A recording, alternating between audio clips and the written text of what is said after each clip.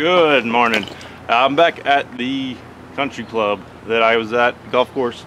I was at a few months back, finishing up the load of logs. I think you can kind of see them over here. I think he's wanting mostly post this time, or more post than 1-inch boards. So if you recall or don't recall, they're primarily trying to get rid of these logs. These are logs they just had to thin out just from over years of overgrowth. They've thinned them out the last year or two, and it was costing them a lot of money to send them away. And they were saying it's actually cheaper for me to come out and mill it than it was costing them to haul them away. And they're going to build a privacy fence somewhere. I'm not really sure. So the 1-inch boards are for the actual privacy fence, and then I'm not sure if the posts, I think they've got like timber frame projects, post and beam stuff they do. So I think they're going to use the I'm not sure if they're 6x6 or 8x8 posts for that. But anyway, we're back cutting their stuff.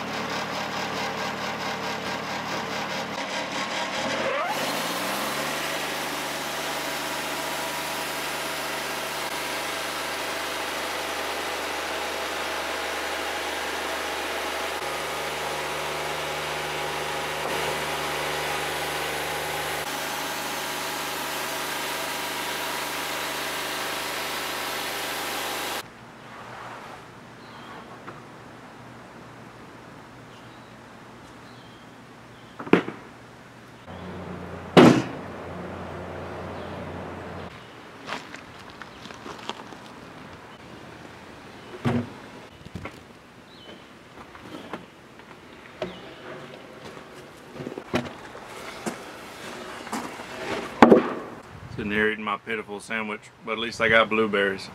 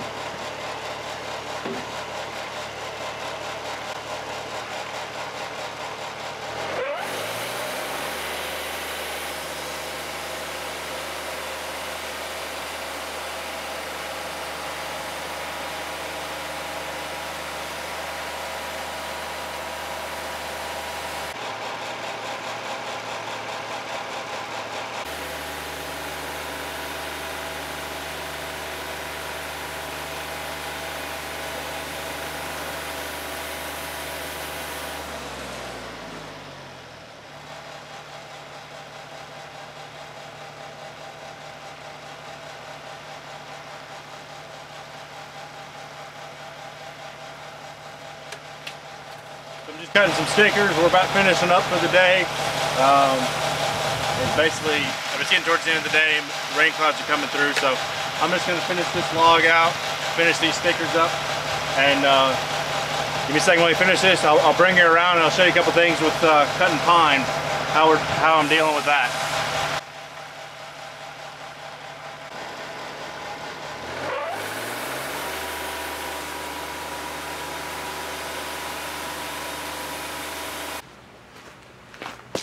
Alright, so I struggled for a while cutting pine, and I imagine anybody who's starting out probably knows what I'm talking about, or even if you're still cutting with it. Couple things to note. So I don't know if you can see this water level. See, it's right about here. That is all the water I used all day. I added these 2 buckets a while back when I was still trying to figure out how to do all this pine, how to deal with pine. And at the time, I was using pine saw and Dawn and just a ton of it and just loading it up. And I would go through probably 10 gallons a day. And I was just getting tired of carrying water. So I got these brackets. This is a bracket I bought from Wood-Mizer from an LT50, I think. And I just made little brackets to hold extras.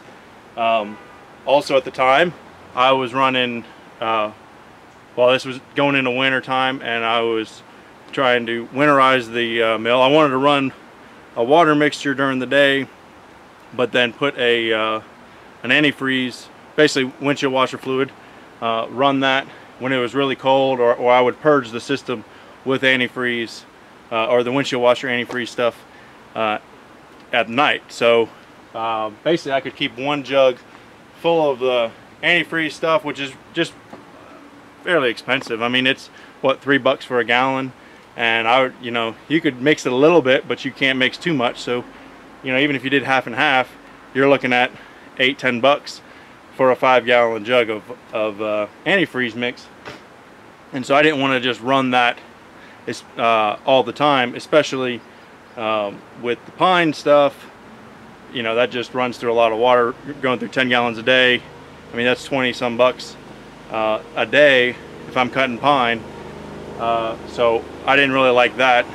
So it was kind of twofold. It was able, it was also for the customers that were bringing like a bunch of oak, and which, you know, oak, poplar, that kind of stuff doesn't really need that much soap.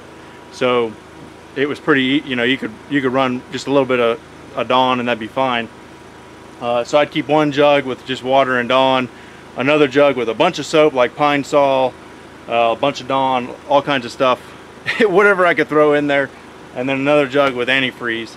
But I found a product called cotton spindle cleaner, and it took me a while to physically find it. I've heard about it for a while, but it's kind of something you can only get in cotton land. So Sarah had to go down to Augusta for something, so I sent her to the John Deere dealer, and she got a 5-gallon jug for I think like $100 or $110, somewhere in there. And basically I put about 12 ounces in a jug. So a 5-gallon jug of water, 12 ounces of that goop, so you get what, 10 loads with a gallon.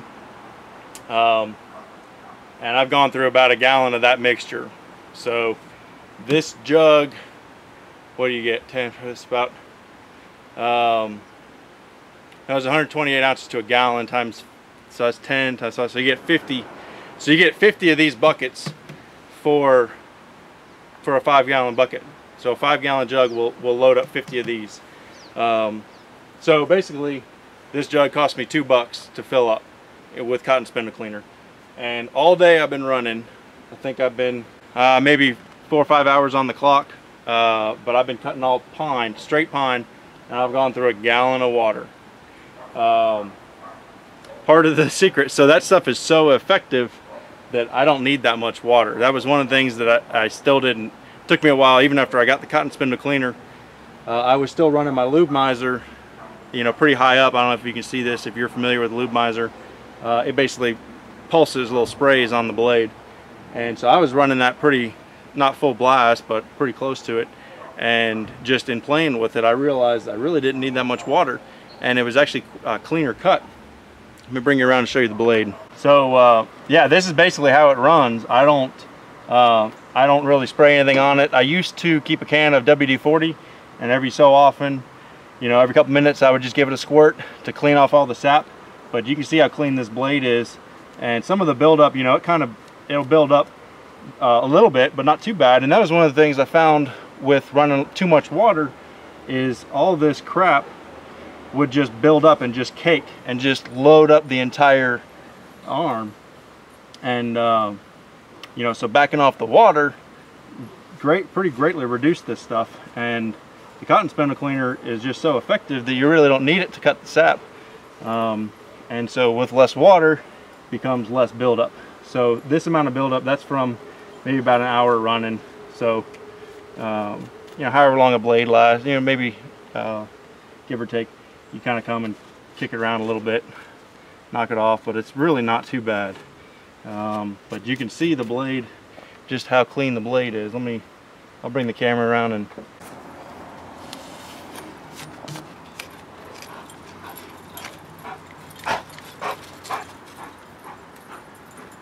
so anyway, I'm wrapping up for the day anyway. But yeah, so the cotton spindle cleaner, I'll try to find some kind of link to what it is as far as finding it. I haven't really found it where I can order online, but I'll put whatever information I have on it. But cotton spindle cleaner works great for cutting pine.